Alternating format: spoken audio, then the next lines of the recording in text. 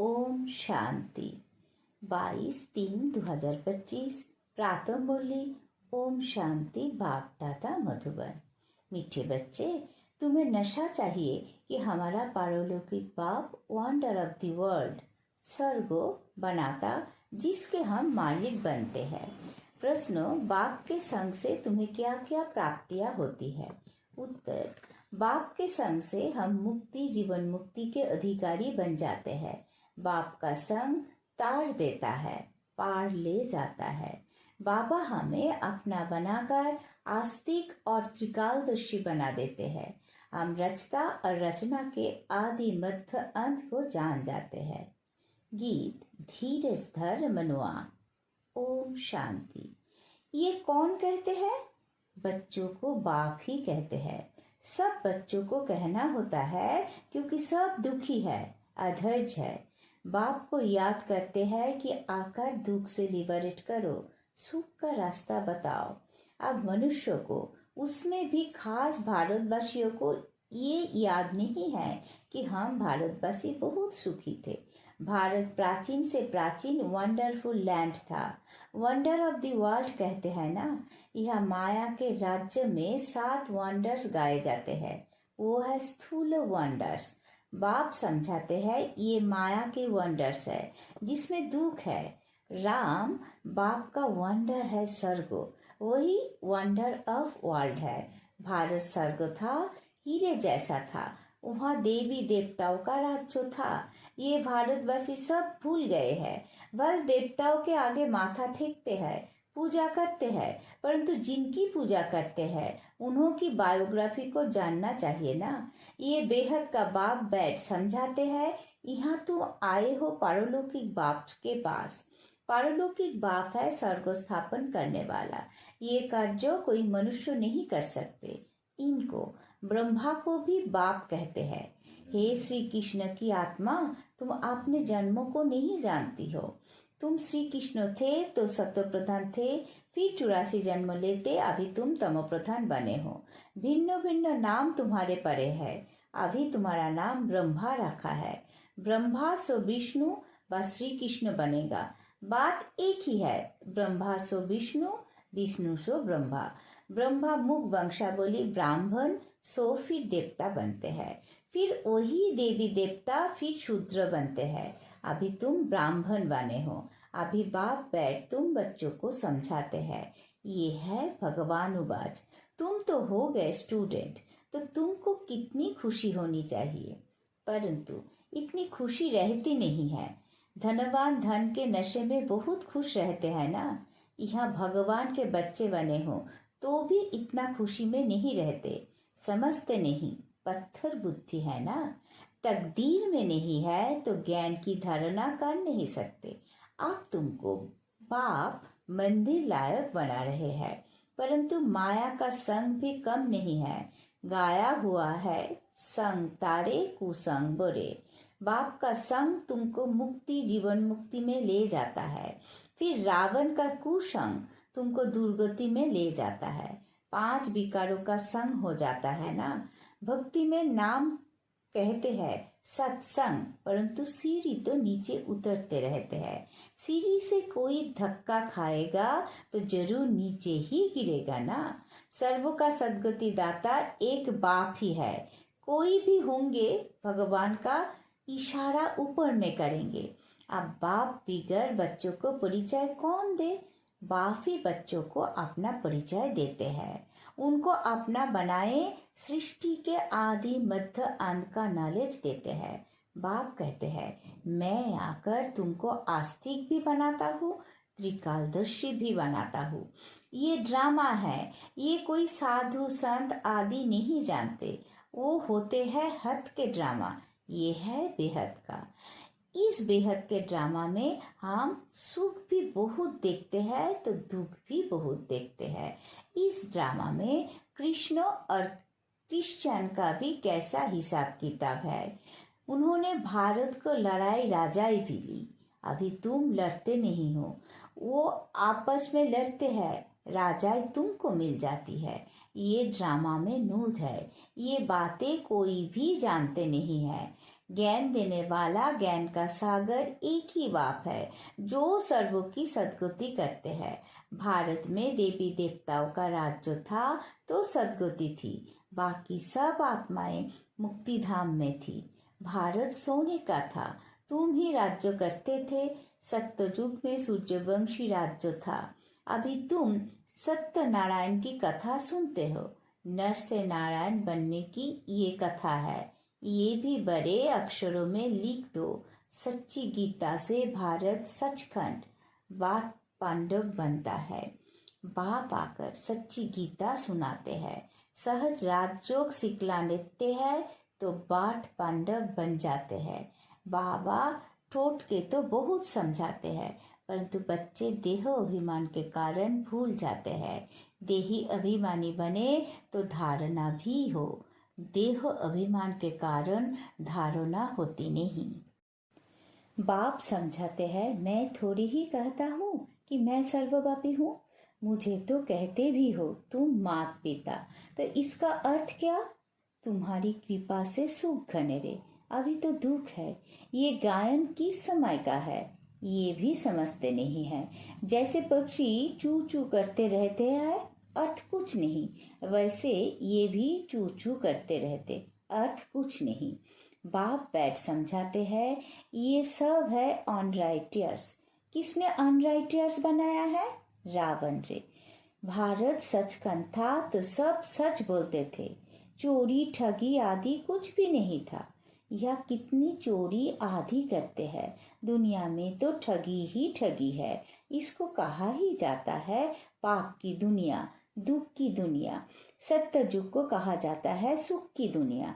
ये है विशेष वैश्यालय, सत्ययुग है शिवालय। बाप कितना अच्छी रीति बैठ समझाते हैं, नाम भी कितना अच्छा है, ब्रह्मा कुमारी ईश्वरीय विश्वविद्यालय। अब बाप आकर समझदार बनाते हैं, कहते हैं इन विकारों को जीतो तो तुम जगत जीत बनेंगे। ये काम ही महाशत्रु है। बच्चे बुलाते भी इसलिए है कि हमको आकर गॉड गॉडेस देवी देवता बनाओ। बाप की यथार्थ महिमा तुम बच्चे ही जानते हो। मनुष्य तो ना बाप को जानते ना बाप की महिमा को जानते हैं। तुम जानते हो वो प्यार का सागर है। बाप तुम बच्चों को इतना ज्ञान सुनाते हैं, यही उनका प्यार है। टीचर स्टूडेंट को पढ़ाते हैं तो स्टूडेंट क्या से क्या बन जाते हैं। तुम बच्चों को भी बाप जैसा प्यार का सागर बनना है, प्यार से कोई को भी समझाना है। बाप कहते हैं तुम भी एक दो को प्यार करो। नंबर 1 प्यार है बाप का परिचय दो। तुम गुप्त दान करते हो, एक दो के लिए घृणा भी नहीं रहनी चाहिए, नहीं तो तुमको भी डंडे खाने पड़ेंगे। किसी का तिरस्कार करेंगे तो डंडे खाएंगे। कभी भी किसी से नफरत नहीं रखो, तिरस्कार नहीं करो। देहो अभिमान में आने से ही पतित बने हो। बाप देही अभिमानी बनाते हैं तो तुम पावन बनते हो। सबको यही समझाओ कि आप 84 का चक्र पूरा हुआ है। जो सूर्यवंशी महाराजा महारानी थे वही फिर 84 जन्म लेते उतरते उतरते अब आकर पट पड़े हैं। अब बाप फिर से महाराजा महारानी बना रहे हैं। बाप सिर्फ कहते हैं माँ में कम याद करो तो पावन बन जाएंगे। तुम बच्चों को रहम दिल बन सारा दिन सर्विस के ख्यालात चलाने चाहिए। बाप डायरेक्शन देते रहते हैं।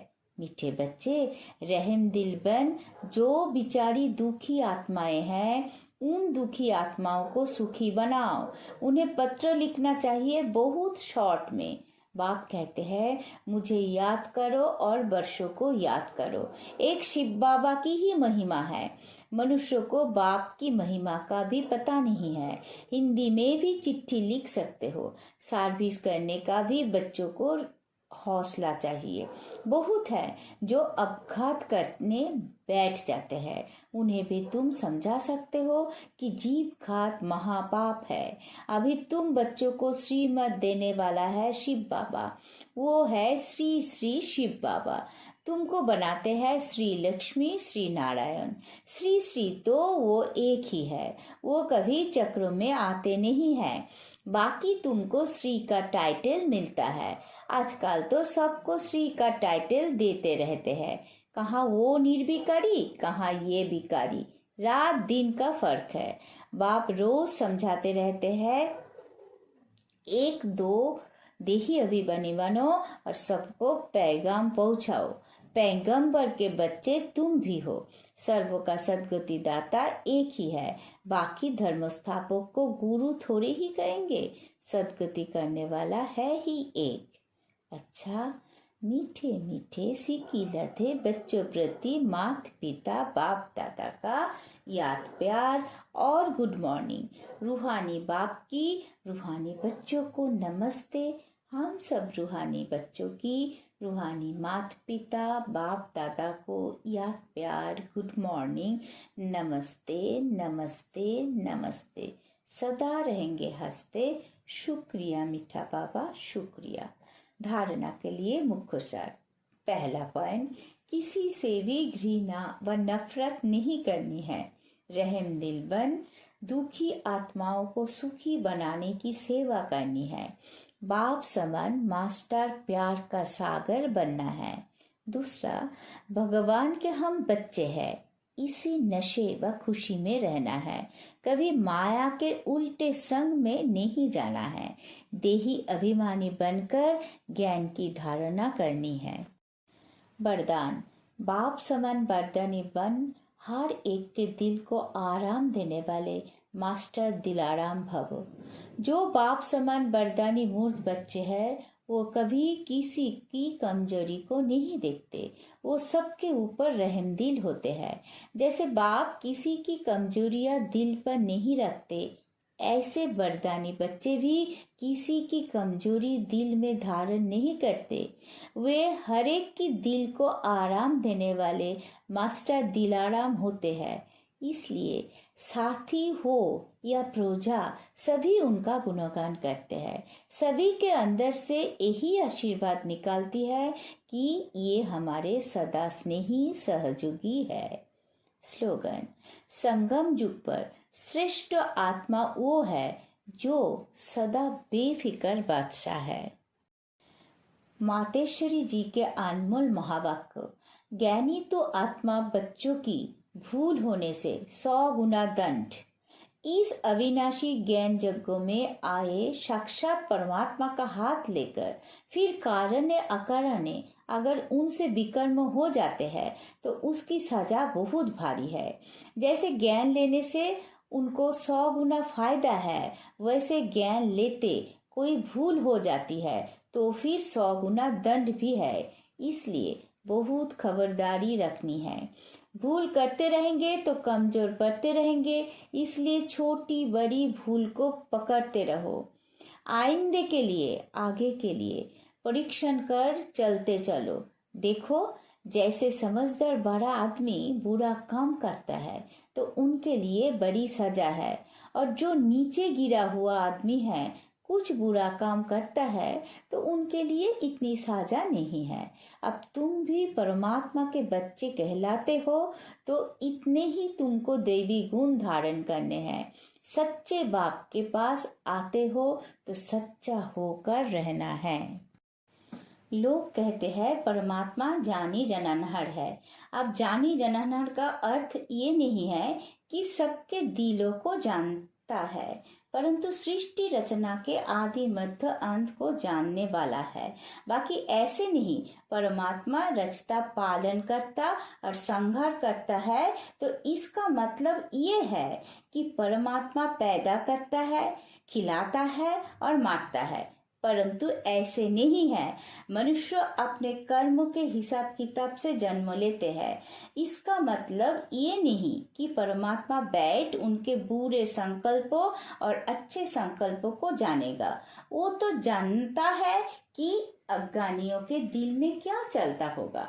सारा दिन मायावी संकल्प चलते होंगे और ज्ञानी के अंदर शुद्ध संकल्प चलते होंगे। बाकी एक एक संकल्प को बैठ थोड़ी ही रीड करेगा। बाकी परमात्मा जानता है आप तो सबकी आत्मा दुर्गति को पहुंची हुई है, उन्हों की सदगति कैसे होनी है? ये सारी पहचान जानी जननहार को है।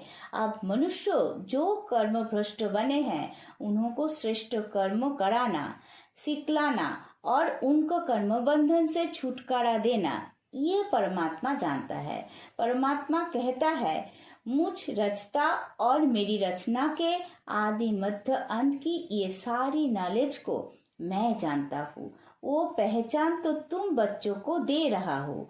अब तुम बच्चों को उस बाप की निरंतर याद में रहना है, तभी सर्व पापों से मुक्त होंगे, अर्थात अमरलोक में जाएंगे।